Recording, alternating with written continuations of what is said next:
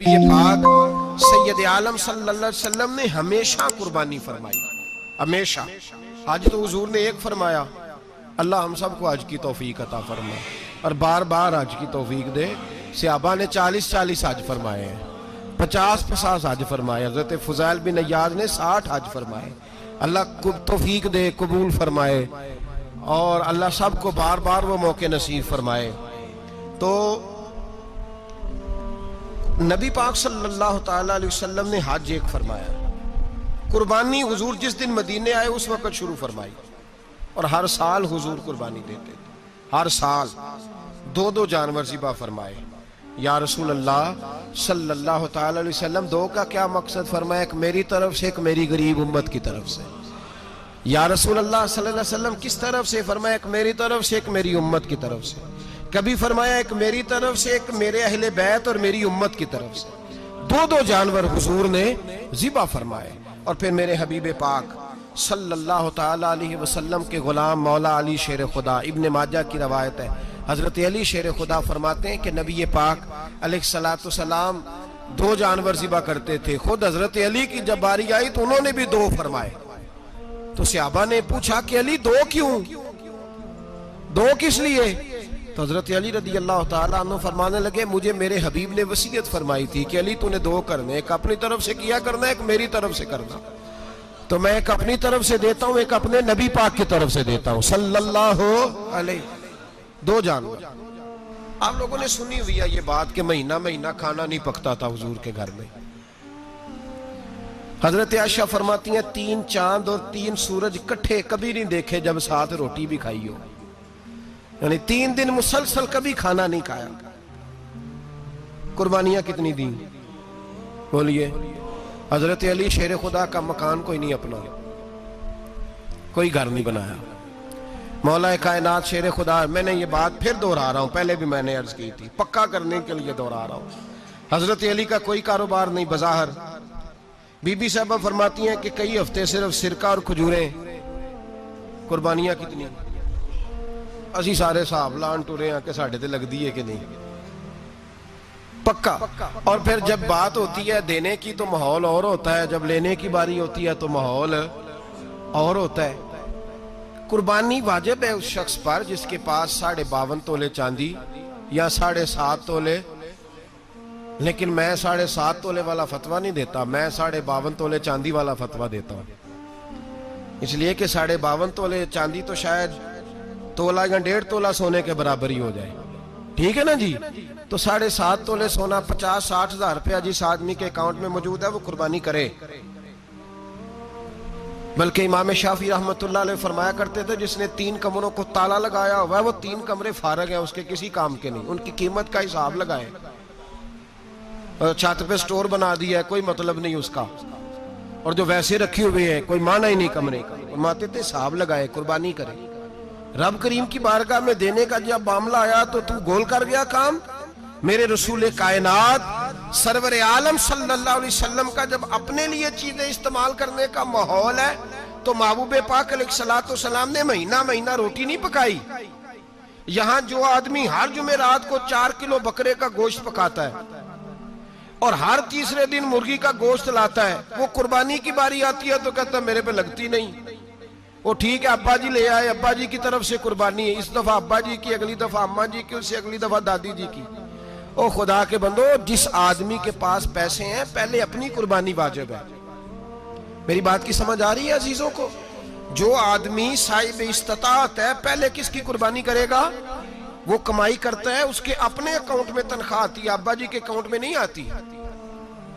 اس نے اپنا bank balance چوری بھی رکھا ہوا ابا جی سے۔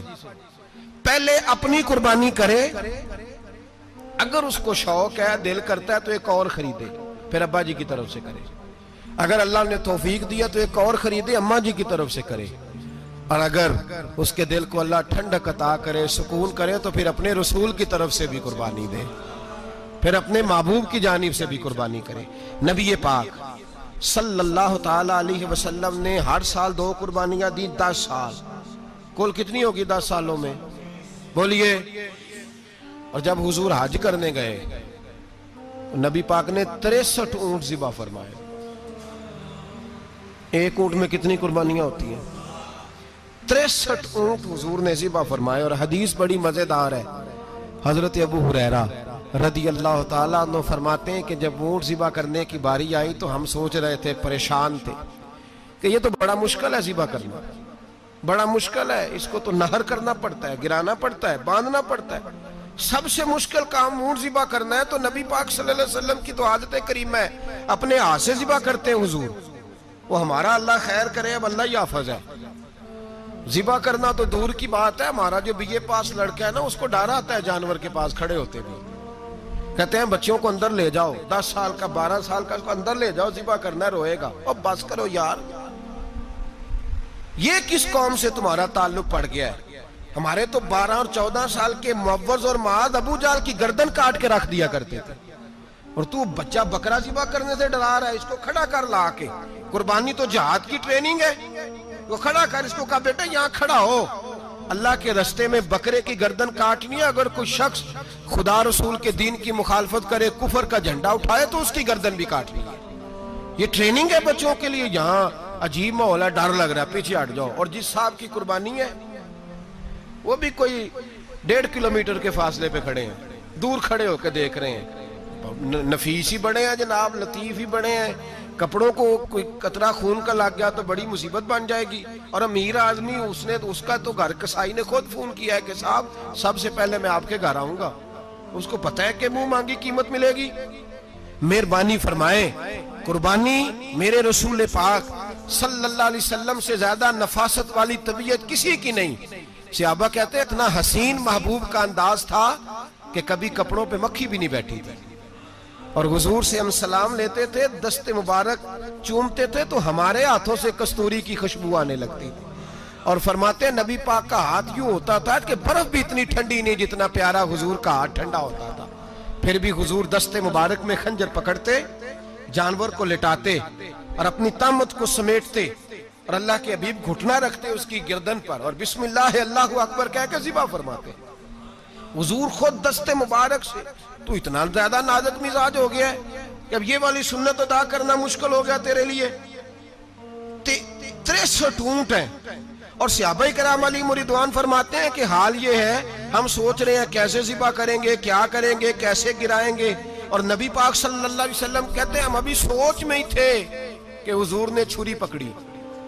خنجر جب حضور نے اٹھایا تو فرماتے ہیں اونٹ دوڑتا ہوا آیا اور نبی پاک کے سامنے آ کے لیٹ گیا. فرماتے ہیں اللہ کے رسول نے بسم اللہ اللہ اکبر کہہ کے ذبح کیا. اس نے ٹانگ بھی کوئی نہیں ہلائی، پیر بھی کوئی نہیں ہلایا. وہ کسی شاعر نے بڑی عجیب بات کہی تھی. اس نے کہا پھنسی جو دام میں بلبل تو لگی یوں کہنے، کرے گا قتل کیا تو نے جب اسیر مجھے، کباب شمع کے شولے پہ کیجیو سیاد، شکل گل نظر آئے دم اخیر مجھے. وہ کہتے ہیں بلبل کو شکاری، سیاد شکاری نے پکڑ لیا بلبل کو. تو سیاد سے بلبل کہنے لگی تو نے پکڑا ہے تو قتل تو کرے گا ہی نا، کھائے گا تو صحیح، ایک میری منت ہے. شکاری کہنے لگا وہ کیا؟ تو بلبل کہنے لگی جب تو مجھے ذبح کرے نا اور پکائے تو مجھے پھول سے بڑی محبت ہے. اس طرح کرنا، کوئلے اتنے زیادہ دہکانا، اس قدر زیادہ آگ جلانا کہ ان کی شکل گلاب کے پھول کی طرح سرخ ہو جائے.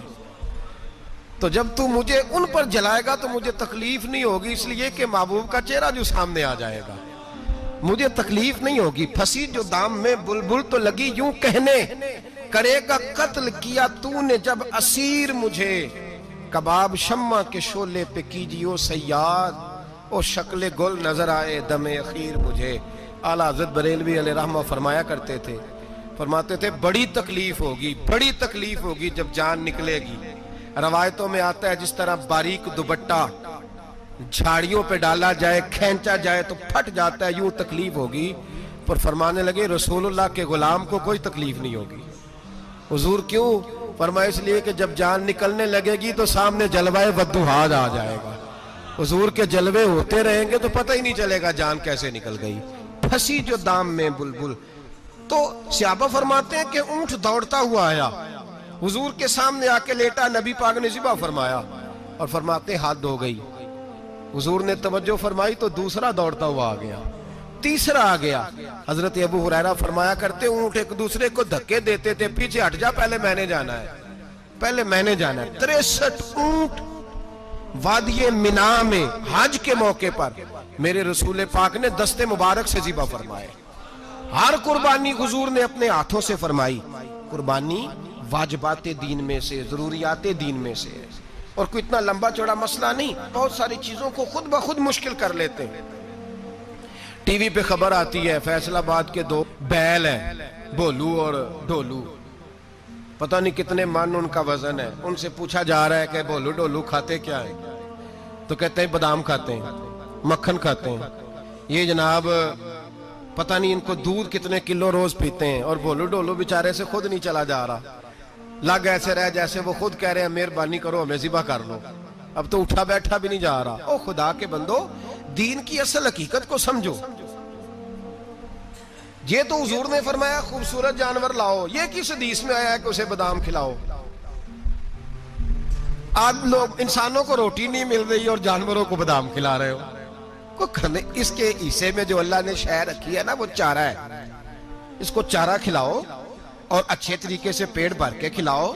جانور کو پیٹ بھر کے چارہ کھلایا جائے تو جتنی اس کی طبیعت ہوتی ہے اس حساب سے وہ صحت مند ہو جاتا ہے. باقی یہ تو آپ کسی شخص کو اتنا کھلا دیں کہ اس کا پیٹ اتنا بڑا ہو جائے, پھول جائے, تو وہ بیچارہ تکلیف میں آئے گا کہ نہیں آئے گا؟ یہ کس قسم کا ماحول ہے؟ ایک بکرا بکا لاہور میں اور سیٹھوں نے شرطیں لگائی ہوئی ہیں, میں 5 لاکھ کا لایا ہوں تو میں 9 لاکھ کا. یہ کیا چکر ہوا؟ مجھے اتنا کھلایا جی اس کو فلاں چیز. یہ کس نے کہا ہے کھلانے کا؟ بادام کھانا کس حدیث میں آیا؟ کس صحابی نے اپنے بکرے کو بادام کھلائے؟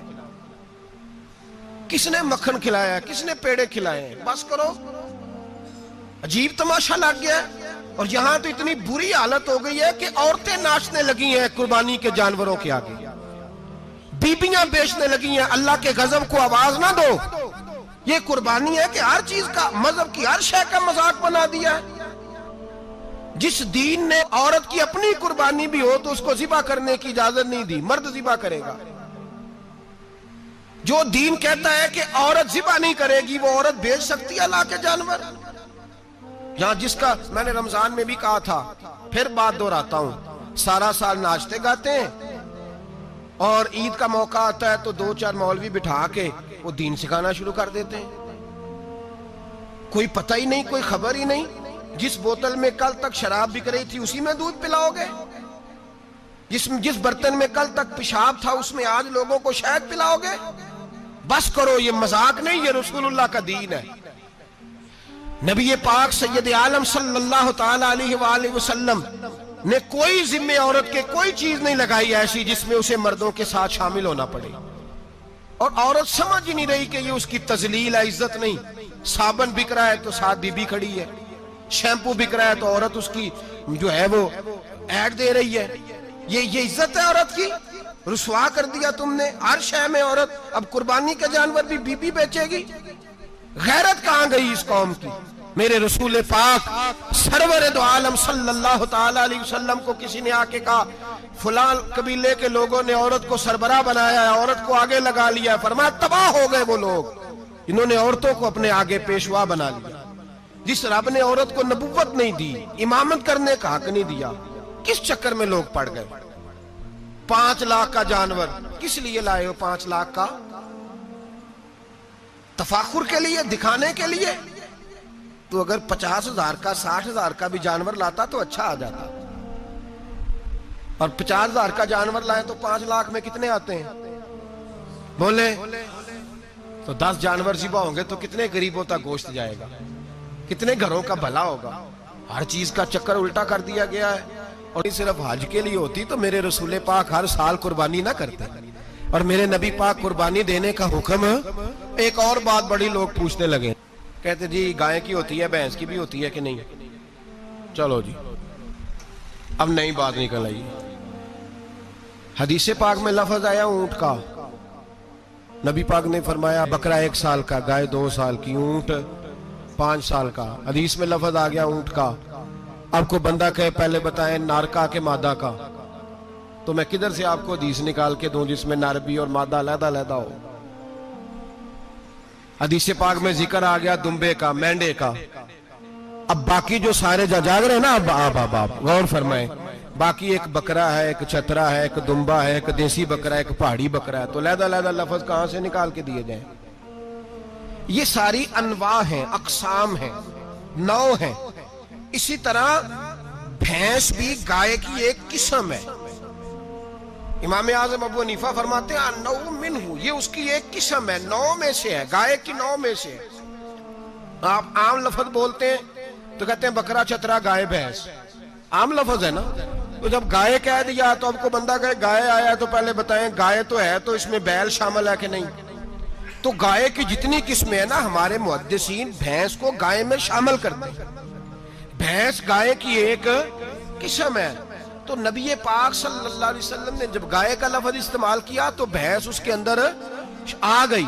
تو اگر گائے کی قربانی جائز ہے تو بھینس کی قربانی بھی جائز ہے. اگر بیل کی قربانی جائز ہے تو کٹے کی قربانی بھی 100% جائز ہے. اس کے اندر 7 حصے ڈالے جائیں گے، اسے قربان کیا جائے گا، یہ جائز ہے. اگر آپ صریح لفظ نکال کے دکھانے کو کہیں گے تو پھر تو بڑی چیزوں میں لوگ الجھ جائیں گے. پھر کیسے نکالا جائے گا خسی کی جائز ہے کہ نہیں، جو خسی نہیں اس کی جائز ہے کہ نہیں، فلاں کی. تو ان تفصیلات، ہاں بہت ساری چیزوں کی تفصیلات حدیث میں ہیں لیکن ساری چیزوں کی موجود نہیں. اس لیے میرے عزیز یاد رکھیں، بھینس کی قربانی بھی ہوگی، گائے کی بھی ہوگی، بیل کی بھی ہوگی، کٹے کی بھی ہوگی. جن کی نہیں ان کی نہیں. ہم نے کبھی کہا ہرن کی قربانی بھی ہوگی یا مرغی کی قربانی بھی ہوگی. تو حدیث مبارکہ کے اندر جو چیزیں موجود ہیں ان کی جتنی اقسام ہیں ان سب کی قربانی کرنا ہاں جائز ہے. اور میرے نبی پاک صلی اللہ علیہ وسلم نے فرمایا جانور خوبصورت ہو، لنگڑا نہ ہو، کانا نہ ہو، زخمی نہ ہو، خوبصورت جانور لاؤ، اس کو لا کے ذبح کرو. لوگ کہتے ہیں چلو اتنے پیسے اللہ کے راستے میں دے دیں، تو یہ کافی نہیں کافی. مسلم شریف میں، بخاری شریف میں میرے نبی پاک سید عالم صلی اللہ تعالی علیہ وسلم نے فرمایا 10 ذی الحج کو اللہ کی نظر میں ابن آدم کا سب سے پسندیدہ عمل. لیکن نا 10 ذی الحج کو، کل 10 ذی الحج ہے تو بڑے کام ہوں گے. فجر کی نماز بھی ہوگی، تکبیرات تشریق بھی پڑھی جائیں گی. آج فجر سے شروع ہو گئی نا، 9 کی فجر سے لے کر 13 کی عصر تک تکبیرات تشریق پڑھی جائیں گی. اللہ اکبر، اللہ اکبر، لا الہ الا اللہ واللہ اکبر، اللہ اکبر وللہ الحمد، اللہ اکبر، اللہ اکبر، لا الہ الا اللہ واللہ اکبر، اللہ اکبر وللہ الحمد، اللہ اکبر، اللہ اکبر، لا الہ الا اللہ واللہ اکبر، اللہ اکبر وللہ الحمد. کوشش کریں جب بھی پڑھیں 3 بار پڑھیں. تکبیرات تشریق بھی پڑھی جائیں گی، فجر کی نماز بھی کل ہوگی، عید کی نماز بھی ہوگی، لوگ اور بھی کوئی ذکر اذکار کریں گے. لیکن میرے نبی پاک صلی اللہ علیہ وسلم نے فرمایا 10 ذی الحج کو اللہ کو اپنے بندے کا جو کام سب سے زیادہ پسند ہے وہ یہ ہے کہ وہ اللہ کے راستے میں جانور کا خون بہائے. حالانکہ نمازیں بھی ہیں، اذکار بھی ہیں، تکبیرات بھی ہیں، سارا کچھ ہے، پر اللہ کو سب سے زیادہ کیا پسند ہے؟ جانور کو قربان کرنا. یہ اللہ کو بڑے خوبصورت لفظ نبی پاک علیہ السلام نے فرمایا قربانی کا جانور قیامت کے دن اپنے سینگوں اور کھروں سمیت آئے گا، اور جس نے قربانی کی ہوگی اس کی بخشش کروا کے اسے جنت میں لے کر جائے گا. تو فرمایا ابن آدم کا سب سے پسندیدہ عمل یہ، سب سے پسندیدہ، کہ وہ 10 ذی الحج کو قربانی کریں، کوشش کریں خود ذبح کریں اپنا جانور. یہ حضور کی سنت ہے. یہ نہ ہو سکے تو نبی پاک صلی اللہ علیہ وسلم نے اپنے ہاتھوں سے ذبح کرنے لگے حضرت فاطمہ کا جانور. تو فرمایا فاطمہ ادھر آ کے اس کے پاس کھڑی ہو جاؤ، میں تمہارا جانور ذبح کرنے لگا ہوں. اپنے جانور کے پاس کھڑے ہوں. میرے جو بھائی ذبح کرنے کا کام کرتے ہیں نا، قصاب ہم کہتے ہیں، سارے قصاب نہیں ہوتے، بہت سارے لوگ یہ سعادت حاصل کرتے ہیں اور بڑے نیکی کا کام کرتے ہیں. اللہ انہیں بڑی بہترین جزا عطا فرمائے گا، بڑا خیر کا کام کرتے ہیں. لیکن چونکہ رش ہوتا ہے ایسے لوگوں کے پاس، تھوڑی جلدی بھی ہوتی ہے. پہلی تو کوشش کریں تکبیر خود ڈالیں، یہ نہیں ہو سکتا تو قریب کھڑے ہوں. ہمارے ہاں ایک رواج یہ بھی ہے کہ 2 بندے ہاتھ رکھتے ہیں. ذبح وہ کر رہا ہوتا ہے تو جس کی قربانی ہوتی ہے اس کو کہتے ہیں تو بھی ساتھ ہاتھ رکھ. ہوتا ہے نا جی بہت ساری جگہوں. اب حکم یہ ہے شریعت اسلامیہ کا کہ جب جانور ذبح کریں گے تو پڑھیں گے بسم اللہ اللہ بسم اللہ اللہ۔ ہاں نبی پاک صلی اللہ علیہ وسلم نے لمبی دعا پڑھی، صحابہ بھی لمبی دعا، انی وجہت وجہی للذی فطر السماوات والارض حنیفا وما انا من المشرکین، یہ بھی پڑھا۔ اور پھر میرے رسول پاک صلی اللہ علیہ وسلم نے یہ بھی کہا کہ اللہ میری طرف سے قبول فرما، میری امت میری اہل بیت کی طرف سے قبول فرما۔ صحابہ جب جانور ذبح کرنے لگتے پہلے یہ دعا پڑھتے، پھر کہتے اللہم تقبل منا کما تقبلتا خلیل کا ابراہیم علیہ السلام وتقبلتا حبیب کا محمد صلی اللہ علیہ وسلم، اے اللہ ہم سے بھی قبول فرما جیسے تو نے حضرت ابراہیم سے قبول فرمائی اور جیسے اپنے حبیب حضرت محمد صلی اللہ علیہ وسلم سے قبول۔ یہ ساری دعا پڑھیں، اور جب جانور ذبح کرنے لگے تو پھر پڑھیں بسم اللہ اللہ بسم اللہ اللہ۔ اچھا دو آدمیوں نے ہاتھ رکھا ہوا ہے، دو آدمیوں، اب اگر ایک نے بھی نہ پڑھی بسم اللہ اللہ اکبر تو جانور حلال نہیں ہوگا، دونوں کو پڑھنا پڑے گا۔ یہ مسئلہ یاد رکھیں۔ ایک اور بات بھی بتانی ہے آپ کو، وہ بھی آپ نے یاد رکھنی ہے۔ قربانی کے بڑے جانور میں کتنے حصے ہوتے ہیں؟ 7۔ اب 7 حصوں میں 7 کی نیت قربانی کی ہونی چاہیے، 7 کی۔ 6 حصے ڈال گئے، جو چلے تھوڑے سے زیادہ امیر لوگ نہیں تھے، نارمل تھے، انہوں نے 6 حصے ڈال لیے۔ 7واں امیر آدمی تھا، اس کو جا کے کہا یار ایک حصہ نہیں مل رہا تو چل تو نے تو 2-3 بکرے لیے ہوئے ہیں تو بھی شامل ہو جا۔ اس نے پہلے تو کہا نہیں یار میں نے اب لے لی ہے، پھر جب اصرار کیا تو کہا چلو ٹھیک ہے بڑے گوشت کا قیمہ کرا لیں گے۔ تو اس طرح کرو ڈال لو میرا بھی حصہ۔ اب 6 کی نیت قربانی کی، 7ویں کی گوشت کی، کسی کی بھی قربانی نہیں ہوگی، گئے سارے۔ اب اس کے لیے شرط کیا ہے کہ اس کو بھی آپ، اصل میں ہمیں مسائل نہیں آتے، نہ ہم سیکھتے ہیں نہ پتہ کرتے ہیں، پھر خرابی ہوتی ہے۔ اب اس سے کہیں کہ یار قربانی سے پہلے اپنی نیت کا اعادہ کر، اپنی نیت کا اعادہ کر، بتا کہ تیری نیت کیا ہے، اور اگر غلط ہے تو صحیح کر لے، تاکہ سب کی قربانی تو بتا۔ یہ جو تو رکھ رہا ہے قربانی تو کس کی قربانی کر رہا ہے؟ دادا جی کے نام کی، ابا جی کے نام کی، اپنے پیر کے نام کی، استاد کے نام کی، یا رسول پاک صلی اللہ علیہ وسلم کے نام کی، نبی پاک کے نام کی؟ اس سے پوچھیں، اور جو وہ نیت بتائے اس نیت کی دعا ہوگی، اس کی طرف سے کہا جائے گا اے اللہ اس کی طرف سے اسے قبول۔ میری بات کی سمجھ آ رہی ہے میرے عزیزوں کو؟ اور اس ارادے کے ساتھ قربانی، اگر ایک کی بھی نیت خراب ہو گئی تو مسئلہ بگڑ گیا۔ اس لیے ان مسائل کو، اور نبی پاک کے نام کی جو قربانی ہوگی، سبحان اللہ، میں کرامات کا زیادہ قائل نہیں، ہم کرامات کے نہیں کیفیات کے قائل ہیں، کیفیات کی۔ اور دین ویسے بھی لفظوں کا نام نہیں کیفیت کا نام ہے۔ میرے حصہ فرمایا کرتے تھے ہم کرامت سے زیادہ کیفیت کے قائل ہیں۔ اگر مرید ساری زندگی کرامتیں سناتا رہے اور کبھی اسے مدینے جانے کا شوق ہی پیدا نہ ہو، کبھی نبی پاک کے نام پہ آنسو نہ آئے، تو پھر کرامت کا فائدہ نہیں، کیفیت تو ملی نہیں اسے۔ ہم کیفیت، اسی طرح ہم نظرانے کے نہیں نظر آنے کے قائل ہیں۔ تو بھائی یہ یاد رکھ لیں، کیفیت کا نام دین ہے، نبی پاک کے نام کی قربانی۔ میں قائل تو نہیں کرامت کا، لیکن ایک بات میں نے اپنے ایک استادوں سے، ایک بزرگوں سے سنی ہے، میرا دل کرتا ہے وہ سنا دوں آپ۔ اور بزرگوں کا قول ہے اصل رنگ جو میں عرض کر رہا ہوں اسی رنگ میں اس کو رکھیے گا، اور جس حد تک میں بات کر رہا ہوں اسی حد تک رکھیے گا۔ اب ہر آدمی کے پاس موبائل ہوتا ہے، فوراً بات ریکارڈ ہوتی ہے، فوراً میڈیا پہ جاتی ہے، فوراً لوگ کمنٹس کرتے ہیں۔ تو بھائی جس حد تک سناؤں اسی حد تک رکھیے گا۔ میرے ایک بزرگ فرمایا کرتے ہیں کہ نبی پاک کے نام کا جانور ذبح کرو، اور وہ گوشت اس آدمی کو کھلاؤ جس کا حافظہ کمزور ہے، اللہ اسے وسیع حافظہ عطا فرمائے گا۔